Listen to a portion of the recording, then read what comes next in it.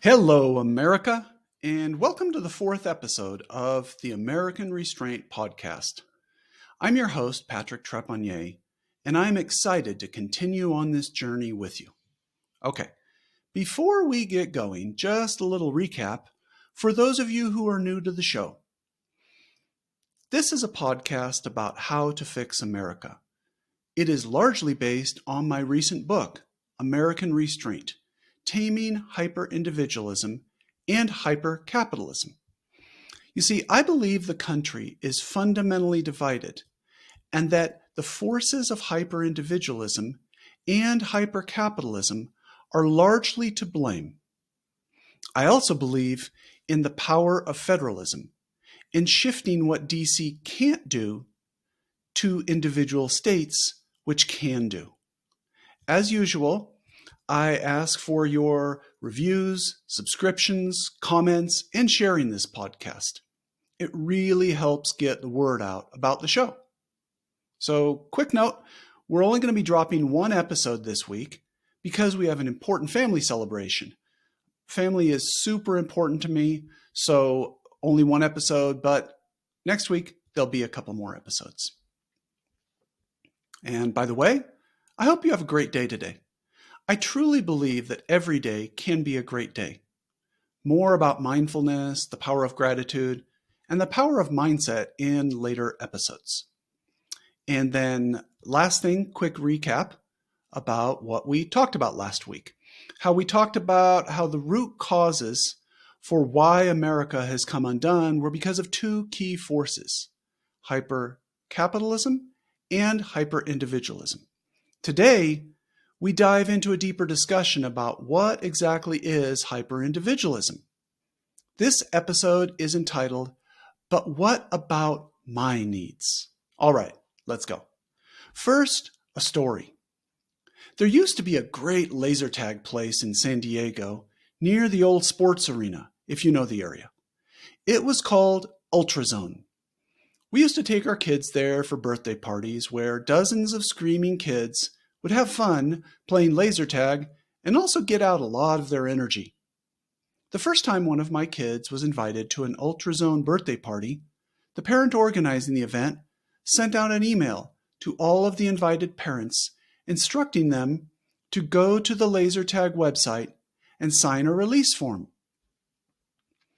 Perusing the website, I quickly chuckled as I read through some of Ultrazone's FAQs. One section in particular had me rolling on the floor laughing. It went something like this. Question: what are your age restrictions? Answer: no one under 12 is allowed to play laser tag at Ultrazone.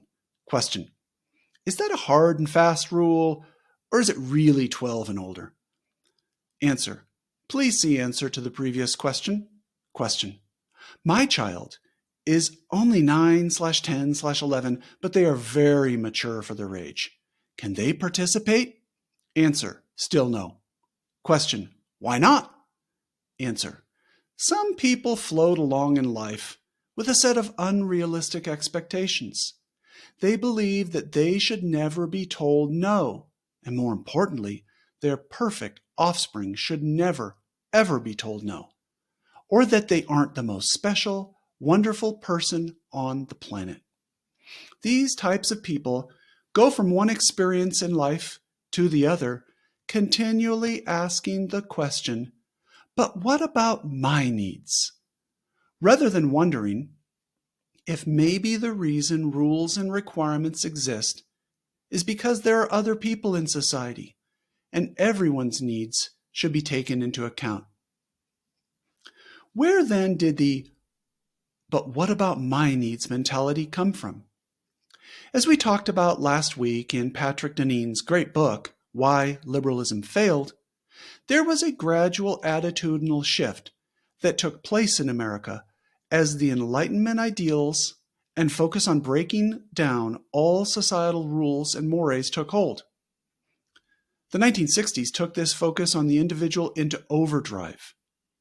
I think that over the course of the 20th century, America's collective moral compass started to go haywire. And as the 1960s counterculture tried to replace traditional values like faith, family, and community, individuals became the center of American culture. During the 1970s, individualism became hyper-individualism as the government legalized abortion and no-fault divorce.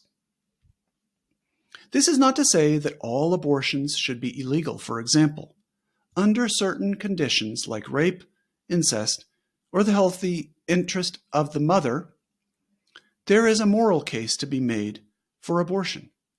And this is also not to say that spouses should continue marriages in the case of affairs or abuse. However, dramatic increases in abortion and divorce beginning in the 1970s coincided with the massive attitudinal shift in American adults. Instead of looking at the responsibilities of sex, children, they focused instead on the inconvenience of pregnancy and the right to an abortion, which never existed in the Constitution. No-fault divorce carries a similar logic, especially for parents with children. Instead of looking at the responsibilities of marriage, including children, they focus instead on their narrow self-interest and in their personal quest for self-fulfillment.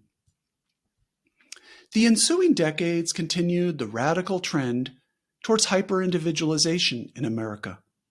Overly zealous lawyers encouraged the citizenry to sue anytime someone's rights had been violated.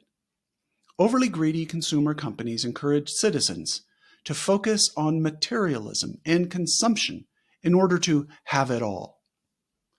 Overly protective government bureaucrats encourage every hyphenated American to seek special laws or regulations to protect an avalanche of newly defined rights.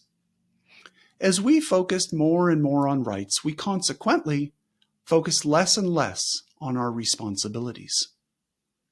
John F. Kennedy's words during his inaugural address in 1961 seem quaint and unrealistic today. Ask not what your country can do for you. Ask what you can do for your country. Today's average American asks instead, but what about my needs? Another example of America's moral compass going haywire is how Americans came to embrace self-fulfillment and self-expression over self-restraint and God's moral code. What do you need God for if every single person in America can come up with their own personal moral code? It's a very convenient and self-satisfying way to live however you please, but not exactly a recipe for social cohesion. Okay, shifting gears a little bit, on this podcast, we like to talk about music and how it powerfully illustrates some of the themes of our episodes. The Cato Institute is a libertarian think tank in Washington, D.C. Like most think tanks in the swamp, they exist to persuade people towards their cause, which is the gospel of libertarianism. The Cato Institute tries to give scholarly veneer to the cause of libertarianism, hypercapitalism, and hyperindividualism. You can think of the Cato Institute as the scholarly wing of the Libertarian Party. Legend has it that the Cato Institute would often host parties, and the first song coming out of the speakers was the 1986 hit from the Beastie Boys, "You Gotta Fight for Your Right to Party." Now, I'm not particularly a fan of hip-hop, but I think that in many ways this song is the anthem of hyper-individualism. A few choice lyrics. You wake up late for school, man, you don't want to go. You ask your mom, please, but she still says no. Man, living at home is such a drag. Now your mom threw away your best porno mag. You gotta fight for your right to party. You gotta fight. I think this song pretty much proves Deneen's point in why liberalism failed and how the word liberty, from life, liberty, and the pursuit of happiness, came to mean libertine, not self-restraint. From life, liberty, and the pursuit of happiness to you gotta fight for your right to party. Way to go, America. Okay, so one more song from the 80s that I think is a prime example of hyper-individualism, consumerism, and materialism is one of Madonna's signature pop songs, Material Girl. A few lines here to continue the theme. 'Cause the boy with the cold hard cash is always Mr. Right. 'Cause we are living in a material world and I am a material girl. Okay, so hopefully my label of hyper-individualism is making more sense now. In addition to the examples of excessive abortions, excessive divorces, excessive consumerism, and obsession with individual rights, there are countless other examples of hyper-individualism. Just a few additional examples which further emphasizes the me instead of the we in America. A major one that we'll discuss in a future episode is the explosion of porn on computers and smartphones, a right that is largely defended by libertarians. Another one that is all too common today is found in almost every doctor's office waiting room or other common space where more restraint used to be understood. The indifferent individual blaring the speaker on their smartphone, watching some video on YouTube or TikTok, completely indifferent to the impact of their desire for noise on the peace and quiet of everyone else in the room. But what about my needs indeed? One of the other problems with hyper-individualism, in addition to its role in breaking down social cohesion and American unity, is its impact on loneliness. Harvard political scientist Robert Putnam wrote about America's movement towards hyper-individualism and away from community involvement in his classic book, Bowling Alone, which I highly, highly recommend. Putnam tracked data that showed that Americans had been becoming much less involved in local civic organizations, and that steep decline began in the middle of, you guessed it, the 1960s. Putnam described how when individuals come together regularly as volunteers in local civic organizations, they build up the social capital of their community. However, from the 1960s until today, dramatically declining family formation has accompanied decreasing community and church involvement. Americans have delayed marriage, experimented with cohabitation, and embraced the personal autonomy afforded by divorce. Relationships that used to be focused on lifetime commitment and successfully raising children became more about convenience and self-fulfillment. Starting roughly around the 1960s, individuals went to war against family, community, church, and convention and won. It was a Pyrrhic victory, though, as the fruits of the 1960s had led to the literal undoing of America. Loneliness has become the epidemic of our times. The proportion of American adults who say they are lonely has increased to 40%. Estimates suggest that roughly 43 million adults over the age of 45 suffer from chronic loneliness. Several decades ago, the typical American adult had a little over 3 close friends. Today, he or she barely has one confidant. Where then does all this self-obsession lead us? What has moral relativism done to our country? What is the result of all of this hyper-individualism?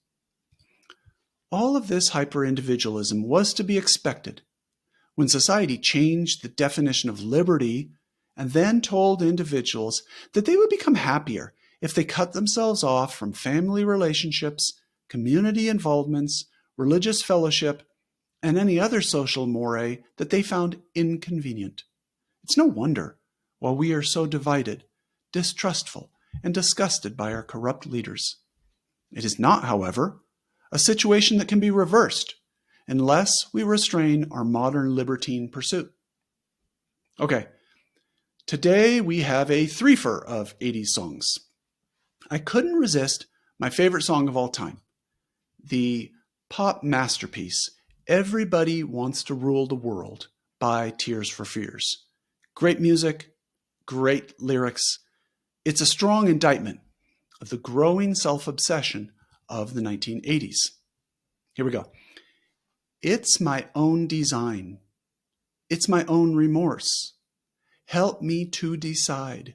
Help me make the most of freedom and of pleasure. Nothing ever lasts forever. Everybody wants to rule the world. All right, so what is the opposite of, but what about my needs? It's restraint, family, community, service. That's what America needs. We'll definitely develop these themes in upcoming episodes. Okay, so finishing up today, I think everyone needs a little self-reflection. We're all guilty of being selfish in our lives, but it's the power of restraint that helps us reorient ourselves. So today's call to action is to examine your own life and see if there's anything you and me can do to have a little more self-control, a little more restraint, and a little more willingness to put the needs of others before your own. And two quick things, just kind of relating to earlier things we talked about in this episode. Number one, if you're watching this video, listening to it on YouTube, Spotify, whatever your platform, and you're in a public place, please use your earbuds. Be considerate of others. And also, try to think about someone you can reach out to, someone who looks like they're kind of alone. Maybe you could use a friend, someone to talk to. That's what will make America a better place. All right.